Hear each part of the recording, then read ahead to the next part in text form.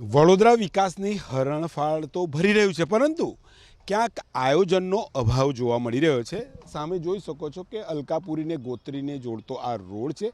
ઉંડેરાથી આ રોડ આવી રહ્યો છે, પરંતુ રોડ કરોડોના ખર્ચે બન્યા બાદ ફરીથી અહીંયા જે પાણીની ડ્રેનેજની લાઈનો નાખવા માટેની કામગીરી કરવામાં આવી છે, એટલે રોડ ફરી ખોદાઈ ગયો। હવે આ રોડ ખોદાઈ જતાં સ્થાનિકો પરેશાન છે। ખાસ કરીને રાત્રે આવતા તો અહીંયા ખૂબ તેમને સમસ્યા નડી રહી છે। અહીંયા જે કામકાજ ચાલી રહ્યું છે જોઈ શકો છો, ફક્ત કામકાજના નામે અહીંયા રોડ એક તરફે અહીંયા બંધ કરાયો છે।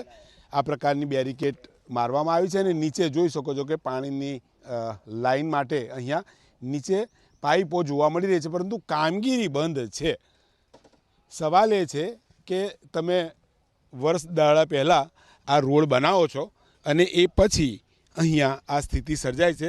સ્થાનિક સાથે વાત કરવાની કોશિશ કરીશું। સાહેબ, આ કયો વિસ્તાર છે, કયો રોડ છે, વર્ષ દાડા પહેલાં બન્યો અને ફરી કેમ ખોદી